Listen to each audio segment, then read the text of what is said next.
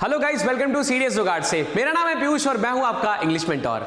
हम डिस्कस कर रहे हैं सीडीएस सितंबर वाले अटेम्प्ट का सेट ए, जिसमें हमने 30 क्वेश्चंस ऑलरेडी डिस्कस कर लिए हैं। आज स्टार्ट करना है 31st नंबर क्वेश्चन से। तो चलिए देखते हैं। यहाँ पे ordering of words in a sentence वाले टाइप से स्टार्टिंग हो रही है। डायरेक्शंस पढ़ने से शुरुआत करते हैं और फिर आएंगे एग्जैक्ट क्वेश्चंस पे। तो डायरेक्शंस में यहाँ पे आप देख सकते हैं, कह रहा है each of the following items in this section consists of a sentence, parts of which have been jumbled, these parts have been labelled as P, Q, R and S. Given below each sentence are 4 sequences, namely A, B, C and D. You are required to rearrange the jumbled parts of the sentence and mark your response accordingly. Simple सा काम करना है, हर बार यही पढ़ के यही समझते हैं। काम सिर्फ इतना सा है कि आपको यहाँ पे एक स्टेटमेंट दिया है जिसके पार्ट्स को ब्रेक करके इन्होंने 4 पार्ट्स में डिवाइड कर दिया है, जैसे P, Q, R और S। एक सेंटेंस रहा होगा कोई जिसको इन्होंने 4 पार्ट्स में डिवाइड कर दिया है। इसको आप अगर PQRS के फॉर्म में पढ़ोगे तो मोस्ट प्रोबेबली इसका सही अरेंजमेंट ये नहीं होता है। आपको करना यह है कि आपको वो अरेंजमेंट बताना है जिस हिसाब से अगर मैं इन सारे पार्ट्स को रख दूं तो इसका मीनिंग एक प्रॉपर मीनिंग आने लगेगा। इतना सा काम करना होता है। इसके लिए भी आपके पास में 4 ऑप्शंस होते हैं। इसी की हेल्प से आप इनको सॉल्व करने की कोशिश कर सकते हैं। तो चलिए बात करते हैं। यहाँ पे कुछ कॉमन सेंस लगाएंगे, एलिमिनेशन मेथड लगाएंगे और फिर पहुंच जाएंगे अपने सही आंसर पे।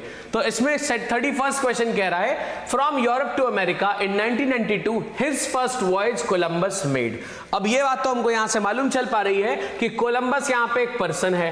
कोलंबस कौन है? एक पर्सन है। इसका मतलब है जो यहां पे हिज लिखा हुआ है ये स्टार्टिंग नहीं कर सकता। इसके पहले मुझे कोलंबस के बारे में बात करनी पड़ेगी। ठीक है, कोलंबस के बारे में आप सुने ही होंगे।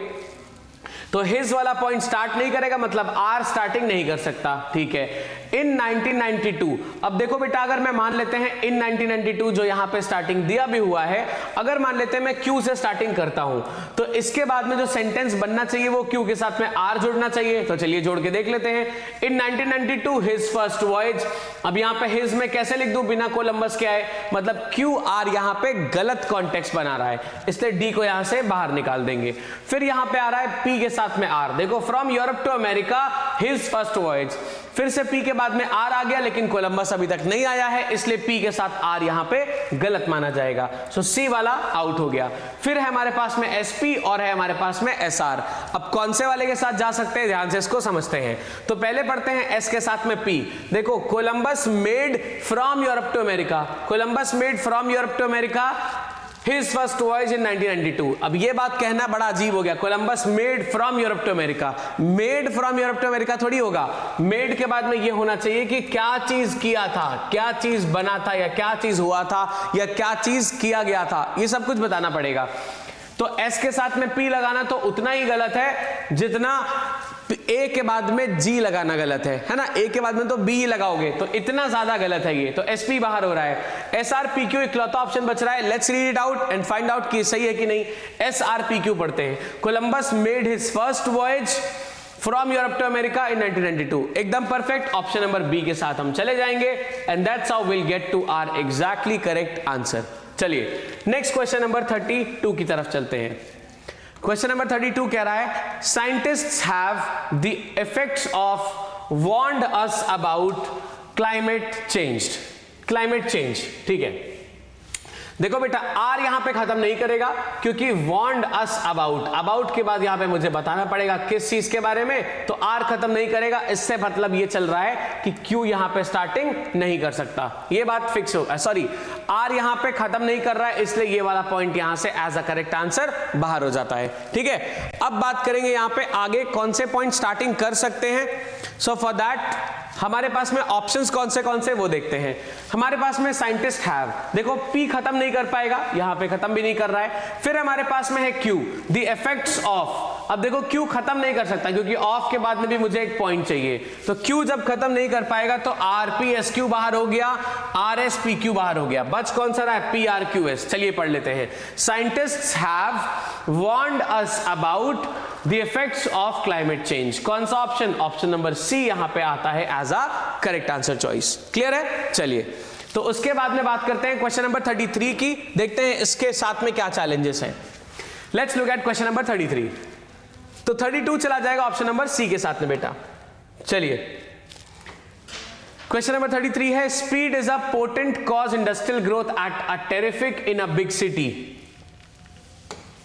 Of pollution. देखो बेटा एक चीज समझो, यहां पे ऑफ पोल्यूशन स्टार्टिंग नहीं कर सकता है, ये बात मालूम चल गई, तो एस से स्टार्टिंग यहां पे नहीं हो रही है, ठीक है। Speed is a potent cause industrial growth at a terrific के बाद में कुछ होना चाहिए, टेरिफिक के बाद में व्हाट का आंसर नहीं दिया है, मतलब क्यू खत्म नहीं कर रहा है, तो क्यू खत्म नहीं कर रहा है तो सी वाला ऑप्शन यहां से बाहर हो गया। इन अ बिग सिटी, ठीक है, आर भी खत्म कर सकता है। ऑफ पोल्यूशन, अब ये स्टार्टिंग नहीं कर सकता लेकिन हो सकता है खत्म करे। अब हमारे पास में स्टार्ट करने के लिए आर है और क्यू है, तो क्यू आर के साथ में एस को जोड़ के देख लेते हैं एक बार, क्या पता लॉजिक दे रहा हो, वरना फिर क्यूपी और क्यूपी एस आर पे चलेंगे। आर एस क्यूपी देखते हैं एक बार। In a big city of pollution, in a big city of pollution, अच्छा in a big city of pollution R S हो गया, फिर इसके बाद में QP, industrial growth at a terrific speed is a potent cause, अरे potent cause of what नहीं मालूम अभी, तो आर एस क्यूपी यहां से बाहर हो रहा है। फिर बचता है क्यूपी आर एस और क्यूपी एस आर, देखते हैं क्यूपी तो फिक्स बन ही जाएगा, फिर एस आर आना चाहिए कि आर एस आना चाहिए, इस बात पे थोड़ी सी बात फंसेगी, उसको रीड करके देख लेंगे। तो पहले क्यूपी पढ़ते हैं, industrial growth at a terrific speed is a potent cause, तो क्यूपी तो एकदम सही हो गया, is a potent cause of pollution in a big city या in a big city of pollution, obviously of pollution in a big city, तो S के बाद ही आर आएगा, ये बात तो कंफर्म है कॉमन सेंस से भी, तो एस आर जिसमें है मतलब ऑप्शन नंबर डी के साथ हम जाएंगे, बी वाला यहां से बाहर हो जाएगा, so D would be the correct answer choice, ठीक है। चलिए नेक्स्ट क्वेश्चन पे आते हैं, तो 33 वाला बेटा हो जाएगा ऑप्शन नंबर डी क्यूपीएसआर, जिसका एक अरेंजमेंट बन जाएगा, industrial growth at a terrific speed is a potent cause of pollution in a big city, ठीक। चलिए नेक्स्ट बात करते हैं क्वेश्चन नंबर 34 की, ध्यान से समझते हैं इसको और फिर इसको आंसर करने की कोशिश करेंगे। देखिए यहां पे पी पॉइंट बोल रहा है एंड गार्बेज, मतलब पी स्टार्टिंग तो नहीं कर सकता, फिक्स है ये। टुडे आर एनवायरमेंट, अब टुडे आर एनवायरमेंट ये खत्म नहीं कर सकता है किसी चीज को, ये भी चीज गलत है खत्म करने के कॉन्टेक्स्ट में, है ना, तो चलो फिर भी इसको रहने देते हैं। फिल्थ एंड स्क्वालर लिखा है, is in constant grip of, ना एस शुरू कर सकता है और ना एस खत्म कर सकता है, तो एस शुरू भी नहीं कर सकता, एस खत्म भी नहीं कर सकता, इसी तरीके से उन्होंने अरेंज भी किया है, तो ठीक बात है। यहाँ पे आगे देखते हैं, फिल्थ एंड स्क्वालर खत्म भी कर सकता है शुरू भी कर सकता है, ठीक है। यहां पे शुरुआत हुई है आर से और क्यू से, तो चलिए पहले आर वाला पॉइंट देखते हैं फिर क्यू वाला देखेंगे।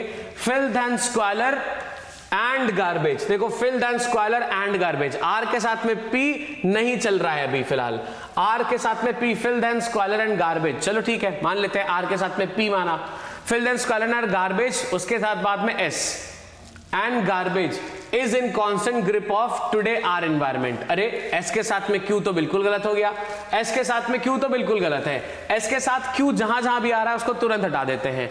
देखो बेटा एस के साथ में क्यू ए में आ रहा है, ये हट गया, एस के साथ में क्यू और कहीं नहीं आ रहा है, ठीक है। अब नेक्स्ट पढ़ते हैं आर एस पी क्यू, तो देखो बेटा आर के साथ में अगर हम एस पढ़े, filth and squalor is in constant grip of and garbage, अब देखो ऑफ के बाद में एंड गार्बेज अगर मैं लगाऊंगा मतलब एस के साथ में पी लगना बिल्कुल गलत है, तो एस के साथ में पी यहां से भी बाहर और एस के साथ में पी यहां से भी बाहर, क्या हो रहा है एबीसी बाहर हो गए, बच क्या रहा है क्यूएसआरपी। चलो इसको पढ़ के देखते हैं, today our environment is in constant grip of filth and squalor and garbage, एकदम परफेक्ट, ऑप्शन नंबर डी के साथ में चले जाएंगे। तो देखो हमने क्या किया है बेटा, पहले हमने सबसे पहले फाइंड आउट किया था कि कौन से ऑप्शन साथ में नहीं आ सकते, उसमें से एस और क्यू साथ में नहीं आ पा रहे थे। क्यों ऐसा हो रहा था, क्योंकि ऑफ के बाद में मैं फिर टुडे नहीं लगा सकता, टुडे आर एनवायरमेंट कोई कॉन्टेक्स्ट नहीं बन पा रहा है, एस क्यू एक में था तो इसको बाहर कर दिया। फिर हमने ये देखा भाई कि ऑफ के बाद में एंड नहीं आ सकता, तो एस के साथ में पी नहीं आ सकता है, एस के साथ में पी नहीं आ सकता, मतलब एस के बाद में पी अगर हम जोड़े तो ये गलत हो जाएगा। एस के साथ में पी यहां पे भी था यहां पे भी था, तो दो ऑप्शन ऐसे बाहर हो गए, तो तीन ऑप्शन जब एलिमिनेट हो गए तो बचा बेचारा एक, इसको पढ़ के देख लिया और यही हमारा सही लॉजिक दे रहा था, इसलिए ऑप्शन नंबर डी के साथ में हमें जाना पड़ेगा। चलिए आगे बढ़ते हैं, नेक्स्ट क्वेश्चन पे आते हैं, क्वेश्चन नंबर 35 देखिए क्या चैलेंज ला रहा है। ऑफ करप्शन एवरीवेयर, मतलब पी वाला पॉइंट शुरुआत नहीं कर सकता, ये बात कंफर्म है। 35 में पी शुरुआत नहीं करेगा, यानी कि एक ऑप्शन बाहर कौन सा हो रहा है, सी ऑप्शन यहां से बाहर हो रहा है, क्योंकि ऑफ करप्शन की बात हो रही है, मतलब किसी चीज का करप्शन होगा, अभी नहीं मालूम ऑफ से पहले क्या आ रहा है, तो इसलिए हम पी से शुरुआत नहीं करेंगे। एक पॉइंट यहां से देखो बाहर हो गया, ठीक है, एक पॉइंट बाहर। To ease out the monster it is the duty of the government, ठीक है। अब इसको हम देखते हैं कौन से पॉइंट शुरुआत कर सकते हैं। देखो बेटा एसक्यू है, क्यूआर है और क्यूआर है, दो जगह क्यूआर है। अब देखते हैं एसक्यू लॉजिक दे रहा है या क्यूआर लॉजिक दे रहा है। पहले क्यूआर के 2 पॉइंट्स हैं, लेट्स लुक एट क्यूआर। तो to ease out the monster, देखो क्यूआर तो दोनों में सेंस दे रहा है। To ease out the monster, फिर एसपी पढ़ते हैं। To ease out the monster it is a duty of the government of corruption anywhere. अरे एस के साथ में अगर हमने पी लगाया तो ये एकदम खराब हो जा रहा है। It is a duty of the government of corruption everywhere. अरे duty of the government of corruption everywhere थोड़ी होता है। एस के साथ में अगर मैं अपने पी लगाया तो ये गड़बड़ हो गया। तो एस के साथ में पी यहां पे भी था, ये भी बाहर हो गया, ये तो पहले ही बाहर था। एस के साथ में पी और इन दोनों में से कहीं पे भी नहीं है, लेकिन बची हमारे पास में एक ऑप्शन रहा है, कौन सा बेटा, सॉरी ए तो हमने बाहर किया ही नहीं था ना, हाँ ए हमारे पास बच रहा है, बी बाहर हो गया था क्योंकि एसपी आ रहा है, बाकी पी शुरुआत नहीं कर रहा था तो सी ऑप्शन बाहर हो गया। 2 ऑप्शंस कौन से बच रहे हैं, एक बच रहा है एसक्यूआरपी और दूसरा बच रहा है क्यूआरपीएस। तो चलो पढ़ते हैं एक एक और देखते हैं कौन सा सही है। क्यू वाला एक ऑलरेडी बाहर निकाला था, लेट्स रीड क्यूआरपीएस। देखो to ease out the monster, to ease out the monster of corruption everywhere it is the duty of the government. Of government का ड्यूटी क्या है नहीं मालूम चला, it is a duty of government what. तो यहां पे बात एस से खत्म नहीं हो पा रही है क्योंकि ड्यूटी गवर्नमेंट की क्या है वो नहीं मालूम चल पा रही है अभी। तो देखो बी सी डी यहां से अपने रास्ते जा चुके हैं, बच रहा है हमारे पास में ऑप्शन नंबर 1। क्या बच रहा है, S Q R P. Let's read it out, देखते हैं क्या कॉन्टेक्स्ट है इसका। It is a duty of the government to ease out the monster of corruption everywhere. Perfect, option number A के साथ जाएंगे तो ये काफी हद तक लॉजिकल बन रहा है, ठीक है बेटा। चलिए नेक्स्ट बात करते हैं क्वेश्चन नंबर 36 की, ध्यान से देखिए इसको। Made the movement the poor visibility of the vehicles quite different. बहुत बढ़िया। अब यहां पे मेड द मूवमेंट, पी शुरुआत नहीं कर पाएगा, यहां पे कर भी नहीं रहा है, ठीक है। The poor visibility of the vehicles, R शुरुआत नहीं करेगा, एक पॉइंट कौन सा बाहर, बी वाला पॉइंट यहां से बाहर निकल रहा है। क्वाइट डिफिकल्ट, काफी डिफिकल्ट हो रहा है। अब बच रहा है हमारे पास में सारे पॉइंट्स क्यू से शुरुआत होने वाले। आर वाला बाहर ऑलरेडी हो गया था, क्यू से शुरुआत करेंगे और देखेंगे कौन सा वाला आंसर सही आ रहा है। तो क्यू के साथ में हमारे पास में 2 पॉइंट्स में आर चाहिए, एक में पी चाहिए, तो क्यू के साथ आर जोड़ते हैं। The poor visibility of the vehicles, ठीक है। अब the poor visibility of the vehicles, चलो एक हद तक सही मान लेते हैं इसको, वैसे तो लॉजिकल नहीं है। विजिबिलिटी व्हीकल्स की नहीं होती है, विजिबिलिटी हम लोग जो देखते हैं उसकी होती है। The poor visibility of the vehicles, फिर P made the movement quite difficult. अच्छा, the poor visibility of the vehicles made the movement quite difficult. अब ये तो बिल्कुल गलत हो गया, विजिबिलिटी ऑफ व्हीकल्स थोड़ी, विजिबिलिटी मुश्किल थी इसलिए व्हीकल्स का मूवमेंट डिफिकल्ट हो गया था। तो ये तो कहने का तरीका बिल्कुल अलग कर दिया गया बेटा। तो क्यू के साथ में आर जैसे ही हमने जोड़ा ये चीज गड़बड़ होने लगी। क्यू के साथ में पी देखते हैं। The poor visibility made the movement Q P of the vehicles quite difficult. Definitely जब बहुत खराब विजिबिलिटी थी इस वजह से जो मूवमेंट था व्हीकल्स का वो काफी ज्यादा मुश्किल वाला हो गया था। इस तरीके से इस बात को हम कहेंगे। So this would be the correct thing, ठीक है। तो 36 चला जाएगा ऑप्शन नंबर डी के साथ में। क्लियर है, चलो नेक्स्ट आते हैं क्वेश्चन नंबर 37 पे। देखो क्या कह रहा है ये। Mohan clearly I could not see only a few yards ahead though he was. ठीक, अब ये देखो दो ही वॉज खत्म नहीं करेगा तो एस खत्म यहां पे नहीं कर रहा है, ठीक है। आई कुड नॉट सी, मैं देख नहीं सकता था। Mohan clearly only a few yards ahead. Okay, तो चलो देखते हैं कौन से शुरुआत करने के लिए यहां पे फिट बैठे हैं। आर है शुरुआत करने के लिए, पी है और एस है, मतलब क्लियरली क्यू यहां पे शुरुआत नहीं कर रहा है, ये बात इन्होंने कंफर्म कर दी है, ठीक है। तो यहां पे देखते हैं कौन सा सही से शुरुआत कर रहा है। लेट्स रीड पी आर, फिर पढ़ते हैं आर एस और फिर लास्ट में पढ़ेंगे एस आर। सबसे पहले पी आर पढ़ते हैं। Mohan clearly only a few yards ahead, एकदम गलत हो गया, पी आर यहां से बाहर है, सी ऑप्शन। फिर आर क्यू और आर एस पढ़ते हैं। आर क्यू देखिए, only a few yards ahead, I couldn't see, दो ही वॉज मोहन क्लियरली, गलत हो गया, ये बाहर। बी देखिए, आर एस देखते हैं, only a few yards ahead though he was, ठीक है, Mohan clearly I could not see. P के साथ में क्यू एकदम गड़बड़, ये तीन ऑप्शन देखो बाहर निकल गए। क्या बच रहा है? आर एस क्यू पी, इसको sorry S R Q P. Let's read it out.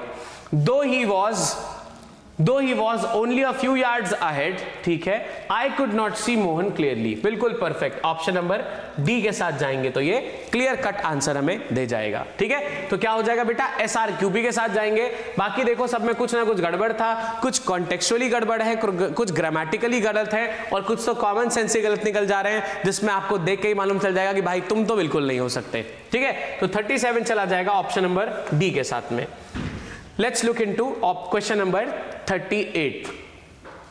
Both winter and summer extreme are truly here in India. ठीक, अब देखो आर ट्रूली शुरू तो नहीं करेगा, आर शुरू नहीं कर रहा है, तो मतलब एक ऑप्शन यहां से हमने बाहर कर दिया, ए वाला ऑप्शन यहां से बाहर हो गया। Here in India, extreme, both winter and summer extreme are truly here in India. अब इसको अगर आप सही से पढ़ लो तो ये एक बार में ही क्लियर आंसर दे देगा, but still let's look at the options. क्या बोल रहे हैं? देखो बेटा, एस से शुरुआत हो रही है और पी से शुरुआत हो रही है। हम काम क्या करेंगे? हम सबसे पहले शुरुआत करने की कोशिश करेंगे पी से, और फिर आएंगे एस वाले दो ऑप्शंस पे।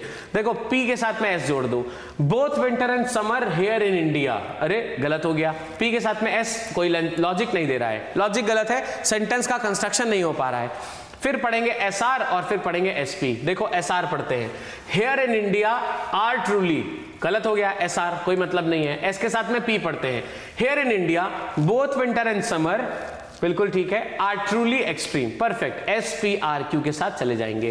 बेटा ये चीज कई बार ऐसी आएगी जब आपको एलिमिनेशन के थ्रू नहीं, सीधा सीधा एक बार आप इसको पढ़ के ऑलरेडी आप मालूम चला पाओगे कि भाई इसका आंसर क्या होना चाहिए। इस केस में जरूरी नहीं कि आप हमेशा एलिमिनेशन से जाओ, आप सीधा अपना अरेंजमेंट बनाओ और देखो कि कौन सा वाला ऑप्शन फिट हो रहा है, उसी पे टिक करो। अगर क्वेश्चन इतना ईजी है तो देखो, मुझे तो आपको सारे एलिमिनेट करके बताने पड़ेंगे, बट स्टिल एग्जाम में जब अच्छी प्रैक्टिस हो और क्वेश्चन ऐसा लगे कि भैया तुरंत हो सकता है, इसमें टाइम वेस्ट नहीं करने की जरूरत है, तो मत करिएगा टाइम वेस्ट, ठीक है। चलिए नेक्स्ट क्वेश्चन नंबर 39 पे आते हैं। 39 क्वेश्चन देखते हैं।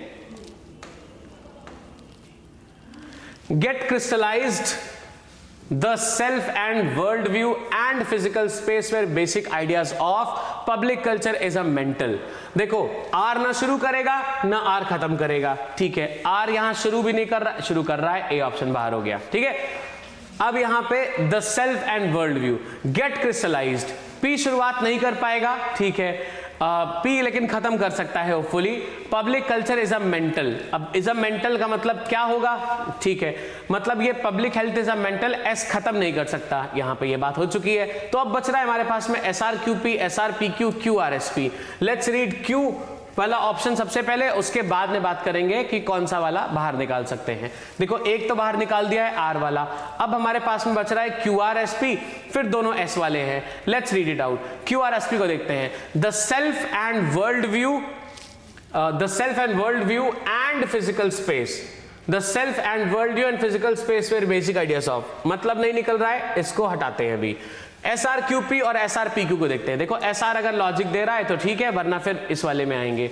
एस आर को पढ़ते हैं, एस क्या बोल रहा है, public culture is a mental and physical space, बिल्कुल mental and physical space where basic ideas. S R बिल्कुल परफेक्ट है, मतलब इसको एलिमिनेट जो किया था बिल्कुल ठीक किया था। अब बचेगा क्यूपी होना चाहिए, पी क्यू होना चाहिए। देखो public culture is a mental and physical space where basic ideas of के बाद में बेटा गेट क्रिस्टलाइज तो लिख नहीं सकते, मतलब P पहले नहीं आएगा, पहले Q आएगा, तो QP होगा, PQ गलत है, तो QP किधर है, PQ यहां, ये गलत है, क्या हो जाएगा QP। So SRQP is the correct choice. So SRQP को देखते हैं बेटा एक बार। Public culture is a mental and physical space where basic ideas of the self and world view get crystallized। कौन सा ऑप्शन हो जाएगा? 39th would go with option number B। This is the correct choice। चलिए आगे देखते हैं question number 40 क्या कह रहा है। That he ordered, P शुरुआत नहीं करेगा, बिल्कुल स्ट्रेट अवे इसको बाहर कर देते हैं। P शुरुआत नहीं करेगा क्योंकि that he ordered, फिलहाल अभी ही किस लिए यूज हुआ है नहीं मालूम है, और that से फिलहाल हम शुरुआत करने को प्रेफर कभी नहीं करते हैं, तो एक ऑप्शन यहां से P वाला फिलहाल बाहर हो जाता है। ठीक है, अब देखते हैं आगे। द पोएट वॉज, क्यों खत्म नहीं कर सकता, तो क्यों अगर खत्म नहीं करेगा तो देखो 2 पॉइंट्स यहां से बाहर हो जाएंगे। ऐसा क्यों है, क्योंकि वॉज पे क्वेश्चन खत्म नहीं होगा, वॉज के बाद में क्या है ये बताना पड़ेगा, मतलब क्यों खत्म नहीं कर रहा है। तो देखो बेटा 3 ऑप्शंस तो यहीं से बाहर हो गए हैं। अब बच क्या रहा है, RQPS, बिना इसको पढ़े हम आंसर पे नहीं आएंगे। देखिए ध्यान से, the first job he performed on reaching, अब देखो यहां पे किसी का नाम नहीं लिखा है, इसका मतलब है शुरुआत में ही मुझे ही लेना पड़ेगा, ये बात फिक्स हो गई।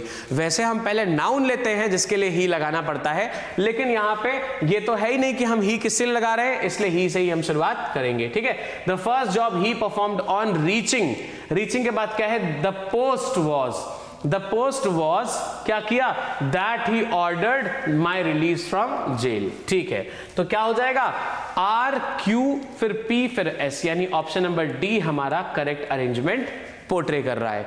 ठीक है, सो 40 नंबर क्वेश्चन जाएगा ऑप्शन नंबर डी के साथ में।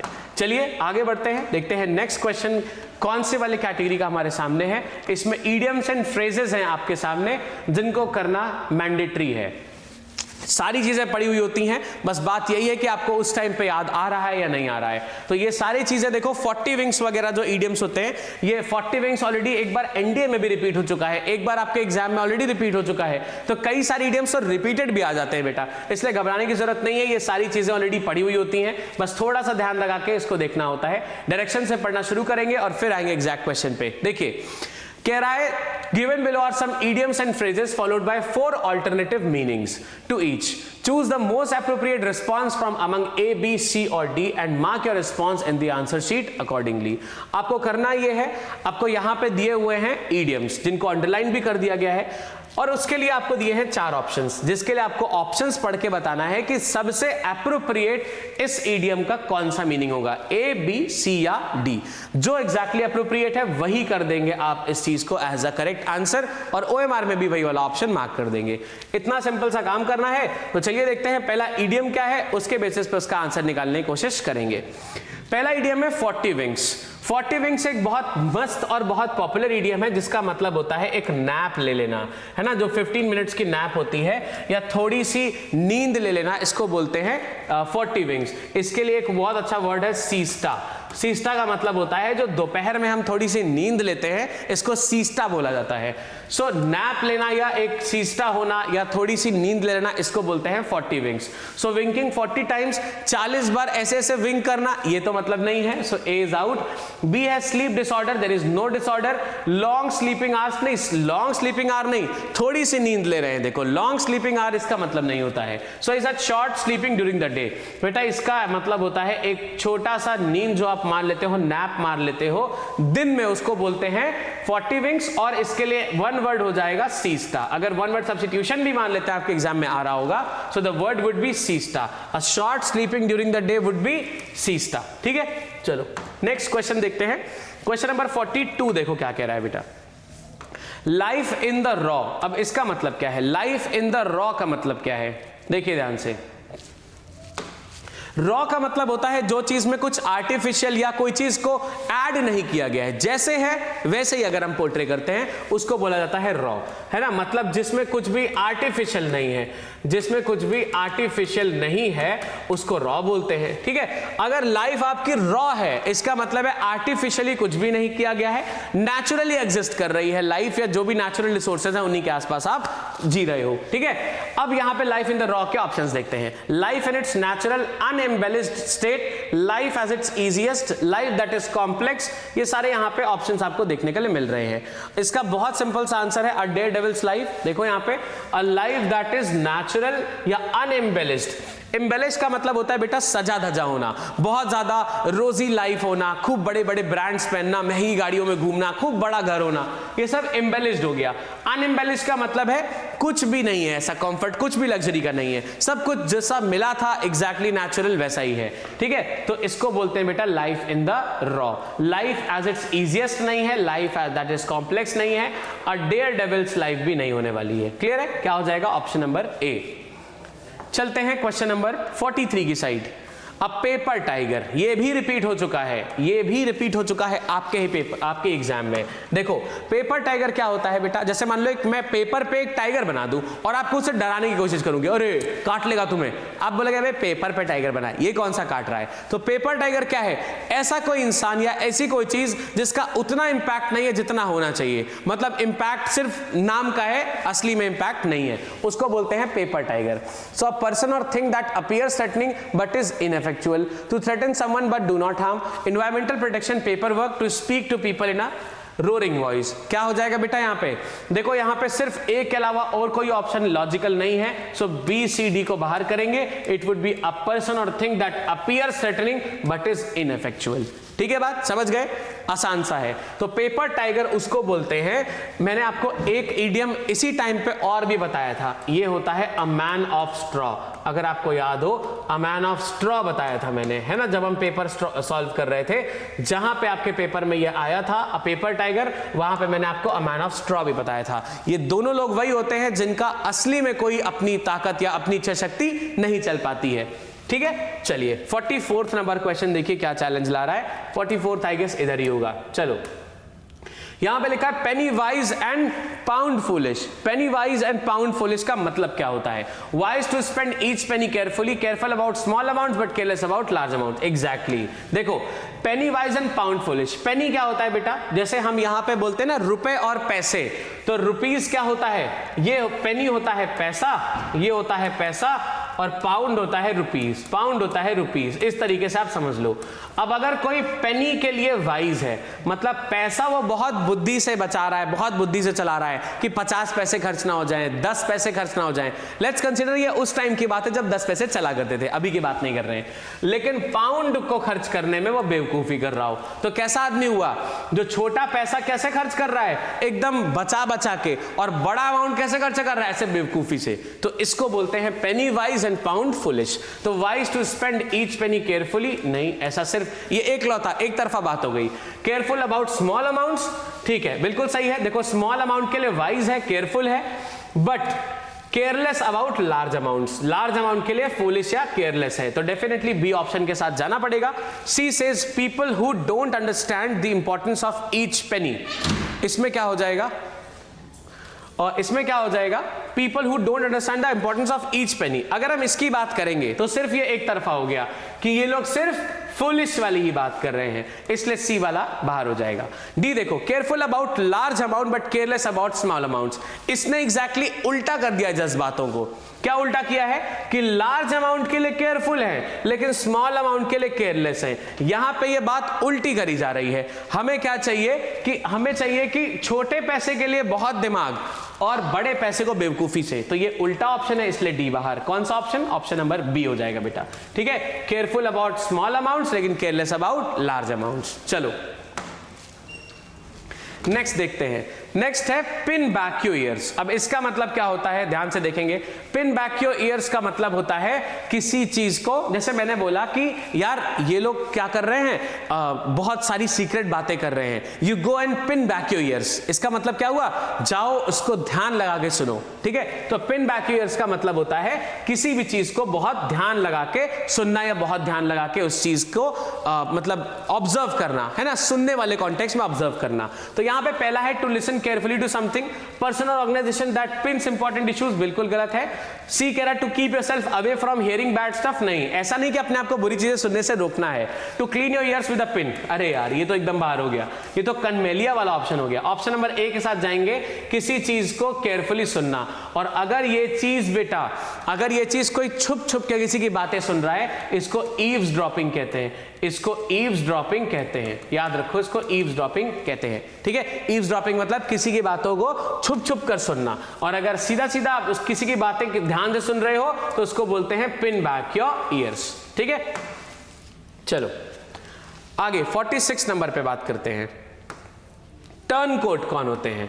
टर्न कोट वो लोग होते हैं जो लोग दल बदलू, सुना है आपने? टर्न कोट को हिंदी में बेटा दल बदलू कहते हैं। टर्न कोट जो होते हैं उनको हिंदी में बोलते हैं दल बदलू, है ना, दल बदलू।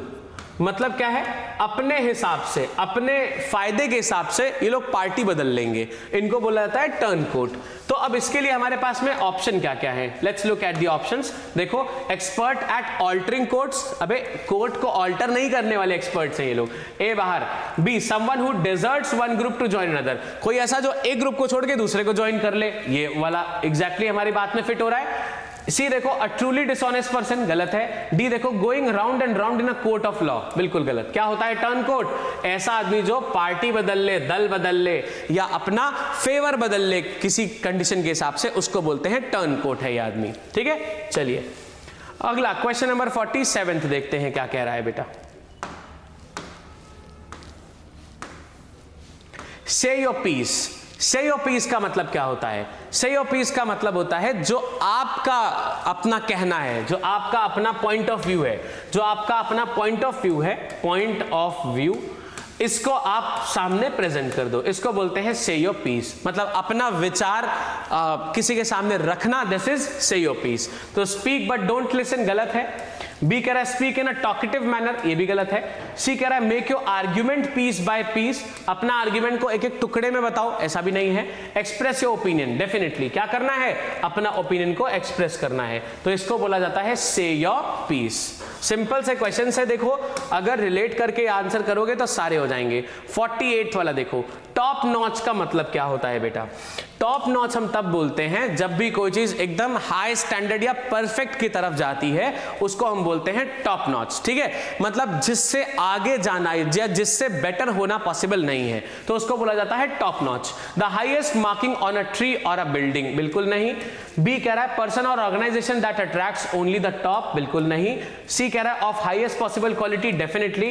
टॉप नॉच का मतलब होता है जो हाईएस्ट पॉसिबल क्वालिटी है उसी को लिखना, that is top notch. Person of integrity, नहीं, पर्सन ऑफ इंटीग्रिटी यहां पे नहीं फिट चाहिए। हमें यहां पे कोई भी चीज के बारे में बात करनी है जो चीज हाईएस्ट पॉसिबल क्वालिटी को दर्शा रही हो या रिप्रेजेंट कर रही हो। ठीक है, चलो सो 48 जाएगा ऑप्शन नंबर सी के साथ में। चलिए नेक्स्ट क्वेश्चन नंबर 49 पे देखते हैं क्या कह रहा है।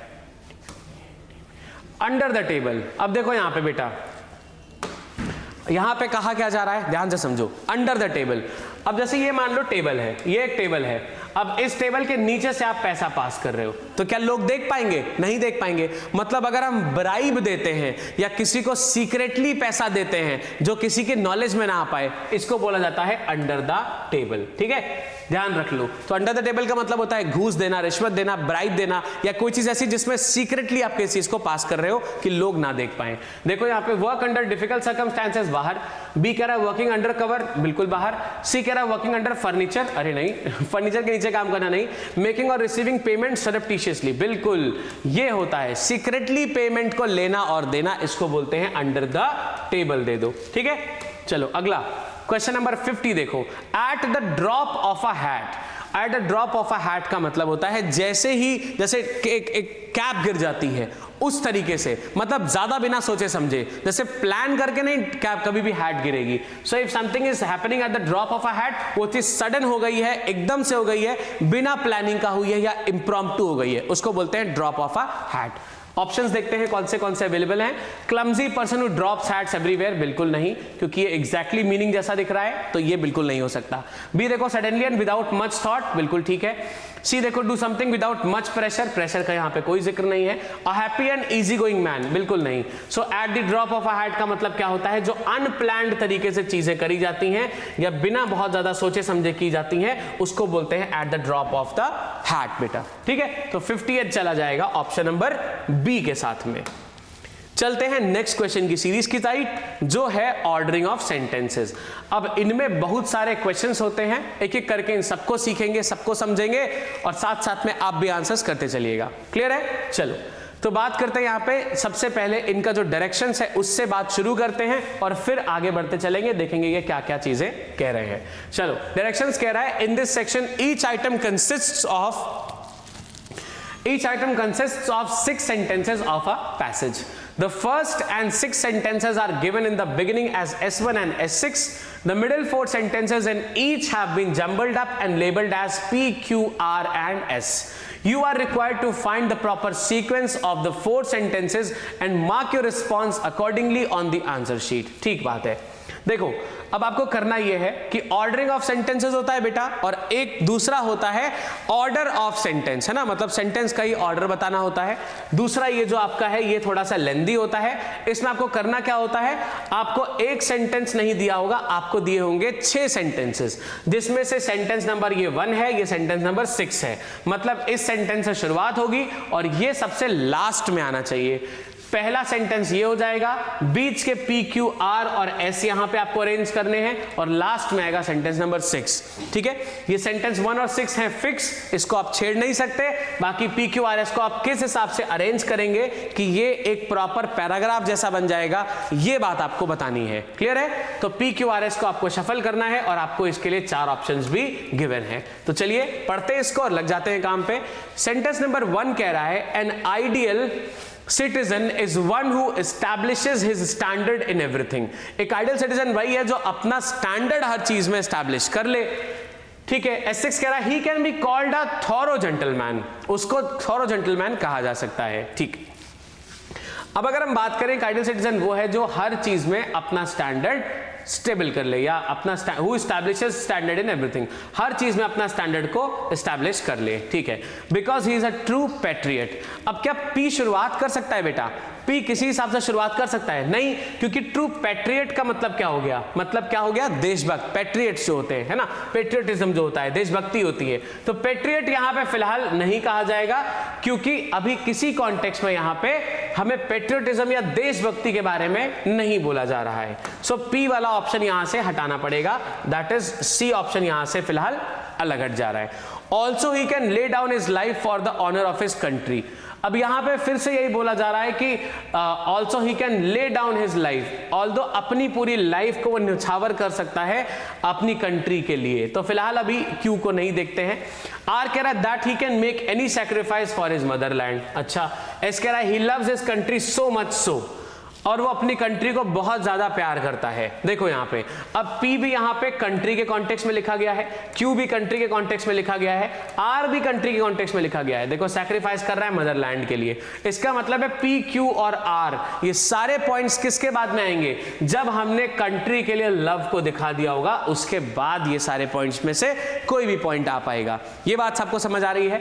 देखो ये ट्रू पैट्रियट है। पैट्रियट क्या हो गया? कंट्री के लिए ही होगा, जो देशभक्त होता है वो कंट्री के लिए होता है।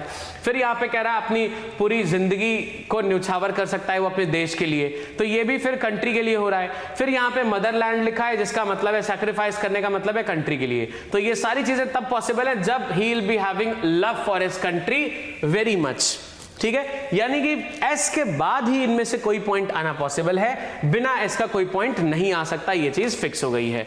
तो इससे एक चीज हिंट तो ये हो रही है कि S वाला पॉइंट स्टार्टिंग करेगा। एक ही पॉइंट है, चलो इसको पढ़ के देखते हैं क्या ये लॉजिकल है या नहीं है।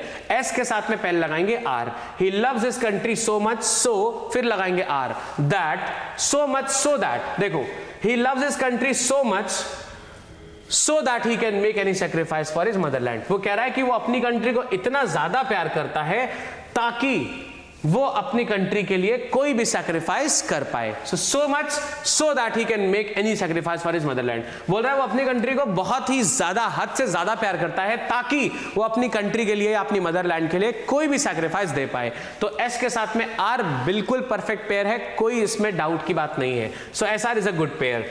अब देखो S के साथ में R यहां पे भी नहीं है बेटा, इस हिसाब से भी ये बाहर है। S के साथ में R यहां पे S पहले होना चाहिए, R बाद में होना चाहिए, ये भी नहीं है, इस वजह से दोबारा ये बाहर हो गया। S के साथ में R चाहिए था जो यहां पे नहीं है। तो देखो ये सारे ऑप्शन दो बार फिलहाल बाहर हो चुके हैं। आगे देखते हैं फिर Q क्या बोल रहा है। Also he can lay down his life for the honour of his country. अब ये कह रहा है कि पहले कोई भी सैक्रिफाइस कर सकता है अपने मदरलैंड के लिए, दूसरा कह रहा है कि वो अपनी पूरी जान दे सकता है अपनी कंट्री के ऑनर के लिए, या अपनी कंट्री का जो ईमान होता है उसके लिए। फिर से यहां पे कुछ भी सैक्रिफाइस कर सकता था और अपनी जान तक दे सकता है। तो R के साथ में Q is ultimately perfect because he is a true patriot. क्यों ट्रू पैट्रियट बोल रहे हैं, देशभक्त क्यों बोल रहे हैं? क्योंकि यहां पे जब जान देने की बात आ गई, ले डाउन हिज लाइफ, उससे ये प्रूव हो रहा है कि ये ये सच्चा देशभक्त है। सो क्यू के बाद में पी आ जाएगा। सो क्यूपी वुड बी, देखो यहाँ पे पी क्यू है तो तीसरा पॉइंट हो गया जिससे बाहर निकल रहा है। यहाँ पे भी क्यूपी नहीं है, यहाँ पे भी पी क्यू है तो तीसरी बार ये बाहर निकल रहा है। यहाँ पे भी क्यूपी साथ में नहीं है, ये भी बाहर निकल जाएगा। तो देखो तीन तीन हिसाब से ये बी सी डी बाहर निकल गए हैं और ए यहाँ पे हमारा करेक्ट आंसर आ चुका है। सो इसका एग्जैक्ट अरेंजमेंट मैं पढ़ देता हूं एक बार। सबसे पहले लेंगे सेंटेंस नंबर 1 जो कह रहा है an ideal citizen is one who establishes his standards in everything. फिर आएगा S, he loves his country so much so that he can make any sacrifice for his motherland. फिर आएगा also he can lay down his life for the honour of his country because he is a true patriot. He can be called a thorough gentleman. उस तरीके से इसको क्या बोलेंगे, एक thorough gentleman है जो अपनी बात पे अपनी देश के लिए अपनी जान भी दे सकता है। सो दैट्स हाउ SRQP यानी ऑप्शन नंबर ए हो जाएगा correct answer choice for question number 51। चलेंगे आगे नेक्स्ट क्वेश्चन की तरफ, देखते हैं अगला क्वेश्चन क्या चैलेंज ला रहा है। देखिए ध्यान से, क्वेश्चन नंबर 52 आपके सामने स्क्रीन पे है। 52 के लिए ऑप्शंस नीचे हैं। फिर से यही वाली चीजें थोड़ी सी दिक्कत करती हैं क्योंकि अगर एक साथ ही लिखा हो तो थोड़ा सही हो जाता है। कोई बात नहीं, चलिए बात करते हैं इसकी। देखिए सबसे पहला sentence, there are multiple legal avenues for patients to indict doctors but rarely it is the other way round. ये कह रहा है कि बहुत सारे लीगल एवेन्यूज हैं डॉक्टर्स को इंडिक्ट करने के लिए पेशेंट्स के पास में, लेकिन इसका उल्टा अगर हम देखें कि डॉक्टर के पास में क्या क्या राइट्स हैं, लीगल राइट्स हैं पेशेंट को इंडिक्ट करने के लिए, तो वो चीज ऐसी नहीं है। मतलब अगर पेशेंट के साथ कुछ गलत हो रहा है तो डॉक्टर्स को ब्लेम कर सकते हैं। खूब जगह पे खूब सारे इनके लिए लॉज लीगल उसमें इश्यूज में बने हुए हैं। लेकिन अगर डॉक्टर के साथ कुछ गलत हुआ तो ये पेशेंट की साइड कुछ भी लीगलिटीज या लीगल कुछ भी एक्शन नहीं ले सकते हैं। ये बात यहां पे फर्स्ट नंबर स्टेटमेंट बोल रहा है। चलो S6 देखते हैं। It is clear that patients have multiple avenues to pursue should they feel an injustice has been perpetrated against them. अब ऐसा लग रहा है कि पेशेंट्स के पास में बहुत सारे एवेन्यूज हैं परस्यू करने के लिए, बहुत सारे जरिए हैं परस्यू करने के लिए, तो या इनजस्टिस उनके लिए अगेंस्ट उनके हुई है ये देखना चाहिए या क्या करना चाहिए। S6 यहाँ पे इस कॉन्टेक्स्ट में बात कर रहा है। अब जोड़ना है हमें P, Q, R और S को। अब यहाँ पे P, Q, R और S किस हिसाब से सही होंगे इसके लिए जरा सा हमें देखना पड़ेगा। देखो यहाँ पे S1 क्या बोल रहा था, इस बात को फिक्स दिमाग में रखते हुए हम P, Q, R, S को देखना है बेटा। तो S1 कह रहा था कि आपके पास में अगर आप डॉक्टर हैं तो पेशेंट आपके ऊपर खूब सारी कार्यवाही कर सकता है, लेकिन अगर आप पेशेंट हैं तो आप डॉक्टर की तरफ कोई कार्यवाही नहीं कर सकते। ठीक है, सॉरी उल्टा बोल दिया मैंने। अगर आप डॉक्टर हैं तो पेशेंट आपकी साइड खूब सारी कार्यवाही कर सकता है, लेकिन अगर आप डॉक्टर हैं आप पेशेंट की साइड कोई कार्यवाही नहीं कर सकते। पेशेंट्स हमेशा से एकदम फ्री रहने का अधिकारी हैं। तो P क्या बोल रहा है, an FIR can be lodged against them under the section 304A of the Indian penal code. ठीक है, अब अगर हम बात करें इसकी कि अगेंस्ट देम बोला जा रहा है तो यहां पे legal avenues of patients Indic doctors but really is other way round. ठीक है, अब यहां पे एक FIR को लॉन्च किया जा सकता है under them under section 304A। एक FIR लॉन्च करी जा सकती है इंडियन IPC के तहत। A compensation case can be filed in a consumer forum. ठीक है, for one occurrence there are multiple forums where doctors have to defend themselves. For instance, a complaint can be made to their employer. है ना। अब यहाँ पे कई सारे context में बात हो रही है। अब एम्प्लॉयर से कंप्लेन किया जा सकता है, तो कौन से ऑप्शंस अवेलेबल हैं, किस हिसाब से हमें स्टार्टिंग करनी है, लेट्स लुक इनटू दैट। तो देखो बेटा P, Q, R, S हमारे पास में बोल रहा है, सारी चीजें अपनी इंडिविजुअल कॉन्टेक्स्ट से बोला जा रहा है। एक कंपेंसेशन केस फाइल किया जा सकता है, एक FIR लॉन्च की जा सकती है। एक इंस्टेंस के लिए मान ले there are multiple forums where doctors have to defend themselves. कई सारे ऐसे अकरेंस होते हैं, कई सारे ऐसे इंसिडेंट्स होते हैं जहां पे डॉक्टर्स को अपने आप को सेव करने की बात ही होती है। For instance a complaint can be made to their employer, है ना। एक इंस्टेंस के लिए एग्जांपल के लिए मान लो कि उनके एम्प्लॉयर को कंप्लेंट कर दी गई। एम्प्लॉयर कौन है, जो उनको जॉब दे रहा है या जहां पे वो काम कर रहे हैं। ठीक, अब इसका सीक्वेंस के लिए हमारे पास में ऑप्शन जो स्टार्टिंग है वो है एक P और फिर है R और फिर है S। हम देखते हैं कौन सा वाला यहाँ पे लॉजिक दे पाएगा। चलिए पहले P से स्टार्टिंग करके देखते हैं। अगर हम P की बात करें तो P के बाद में चाहिए Q। An FIR can be lodged against them under the section 304 of Indian penal code. A compensation can be filed in a consumer forum. फिर आ रहा है R for one occurrence there are multiple forums where doctors have to defend themselves. For instance a complaint can be made to their employer. अब यहाँ पे R के साथ में S की अगर हम बात करें तो ये बात बोल रहा है कि R के साथ में X एक अकरेंस के लिए there are multiple forums where doctor have to defend themselves. अब स्टार्टिंग यहां पे हो रही थी, देखो जरा, स्टार्टिंग जो हो रही थी वो कह रहा था कि डॉक्टर्स के पास में ऐसा नहीं है कि डॉक्टर्स इस चीज में अपने आप को प्रोटेक्ट कर सकते हैं, ठीक है, मल्टीपल लीगल एवेन्यूज हैं पेशेंट्स के लिए। अब अगर हम देखें तो दोनों कॉन्टेक्स्ट में बात हो रही है, पेशेंट्स के लिए भी बात हो रही है और डॉक्टर्स के लिए भी बात हो रही है। अब S6 क्या कह रहा है, इस बात से थोड़ा सा हिंट लेते हैं और देखते हैं S6 में क्या क्या बातें हो रही है। It is clear that patients have multiple avenues to pursue should they feel an injustice has been perpetrated against them। अब यहां पे पेशेंट्स के पास में मल्टीपल एवेन्यूज है परस्यू करने के लिए। Should they feel an injustice had been perpetrated against them, उनको ऐसा लगना चाहिए कि उनके अगेंस्ट में एक कोई इनजस्टिस है जो हुई है, ठीक है, ये ऐसा इनको परपेचुएट होना चाहिए, ऐसा इनको फील होना चाहिए। An FIR can be lodged against them under the section 304A of the Indian penal code. A compensation case can be filed in a consumer forum. अब देखो, इसको अगर हम जोड़ने की बात करें तो कौन से ऑप्शन यहां पे लॉजिकली इनको ऐड कर सकते हैं, ये वाली बात जरा देखा जाए। देखो, अब इसके लिए अगर हम एक चीज जोड़ के देखें जो काफी इजी से मुझे लग रही है फिलहाल यहां पे हो सकती है, वो ये होगी सबसे पहली चीज कि अगर आप इसको देखो, for one occurrence there are multiple forums where doctors have to defend themselves, जहां पे डॉक्टर्स को अपने आप को सेव करना है। For instance a complaint can be made to their employer. अब इसके लिए क्या होना चाहिए, कंप्लेन इनके एम्प्लॉयर के पास में कर देनी चाहिए। अगर इनके एम्प्लॉयर को कंप्लेन कर दिया, अब डॉक्टर्स अपने आप को सेव कर सकते हैं। तो आर के साथ में मैं एस को रख सकता हूं, फिलहाल अभी एक ही मेरे को यहां पे पेयर दिख रहा है, आर के साथ में एस को यहां पे मैं रख सकता हूं। अब जरा ढूंढते हैं आर एस का पेयर हमें कहां कहां पे मिल रहा है और कहां कहां पे नहीं मिल रहा है। तो देखो, आर के साथ में एस बेटा मुझे ए में मिल रहा है, ये बच जाएगा। आर के साथ में एस यहां नहीं मिल रहा है, ये बी बाहर हो जाएगा। सी देखो, आर के साथ में एस यहां पे मिल रहा है, ये भी रहेगा, और आर के साथ में एस यहां नहीं मिल रहा है, डी ऑप्शन बाहर हो जाएगा। दो ऑप्शन बच रहे हैं, ए बच रहा है और सी बच रहा है। अब यहां पे देखो बोल रहा है पी क्यू आर एस और ये बोल रहा है आर एस क्यू पी। तो चलो आर एस से शुरुआत करते हैं, क्योंकि लास्ट में डॉक्टर्स के लिए कुछ नहीं मिल रहा था और हमको बात करनी है डॉक्टर्स की। तो डॉक्टर्स के कॉन्टेक्स्ट में देखो बी और डी तो बाहर हो चुके हैं। अब पी क्यू आर एस तो हमने देख लिया था, यहां पे कोई खास सेंस नहीं बना पा रहा है। आर एस क्यू पी को पढ़ के देखते हैं कि ये क्या सेंस बना रहा है। देखिए जरा ध्यान से, आर एस क्यूपी को पढ़ते हैं। तो आर पढ़ लिया, for occurrence there are multiple forums where doctors have to defend themselves, for instance a complaint can be made to their employer, R S ठीक है। उसके बाद में क्यूपी पढ़ते हैं, a compensation can be filed in a consumer forum.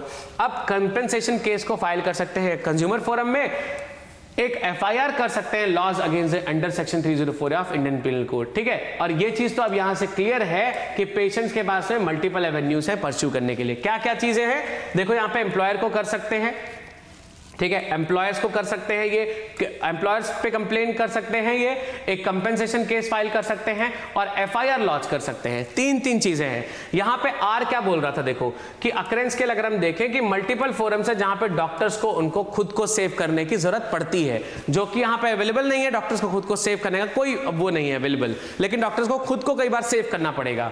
कैसे कैसे save करना पड़ सकता है, मान लो एक कंप्लेन कर दी किसी ने एम्प्लॉयर के पास में, या किसी ने क्या कर दिया, कंपेंसेशन केस कर दिया, या फिर किसी ने एक एफआईआर लॉन्च कर दी अंडर दिस कोड। तो ये चीज तो क्लियर है कि पेशेंट्स के पास में मल्टीपल चीजें हैं, लेकिन क्या इनको ऐसा नहीं लगना चाहिए कि ये इनजस्टिस है सामने वाले के साथ में, वो तो किस तरीके से अपने आप को सेव ही नहीं कर पा रहा। सो दैट्स हाउ ये कंक्लूड हो जाएगा बेटा, एक ही ऑप्शन पे जो कंक्लूड कर सकता है इसको, this would be option number, जो आरएस से शुरुआत कर रहा है लास्ट में क्यूपी से कंक्लूड कर रहा है। So it would be option number C that gets as the correct choice, क्योंकि बी और डी पहले से ही बाहर निकल चुके थे, पी क्यू आर एस कोई प्रॉपर अरेंजमेंट बता नहीं पा रहा है, इसलिए ए वाले को भी बाहर कर देंगे। सो it would be option number C that is the correct choice for question number 52। चलो 53rd पे बात करते हैं। बोल रहा है paragraphs are the building blocks of any write up. अगर आपको कोई भी चीज को लिखना सीखना है तो उसके लिए पैराग्राफ्स लिखना बहुत अच्छा बिल्डअप माना जाता है, या बिल्डिंग ब्लॉक माना जाता है कि अगर ये चीज आपको आ गई तब आप चीजें आसानी से कर लोगे। सेंटेंस नंबर 6 कह रहा है understanding of these makes one a good writer of paragraphs. ये चीज की समझ किसी को एक अच्छा राइटर ऑफ पैराग्राफ बनाती है। मतलब बहुत सारे पैराग्राफ्स अगर आपको लिखने हैं तो ये कुछ चीजें होनी चाहिए जिनकी समझ आपको होनी चाहिए। चलिए PQRS को पढ़ते हैं, देखते हैं क्या क्या बातें हैं। A paragraph need not be pages together in length, but actually a paragraph is a group of at least 5 sentences on the lower limit.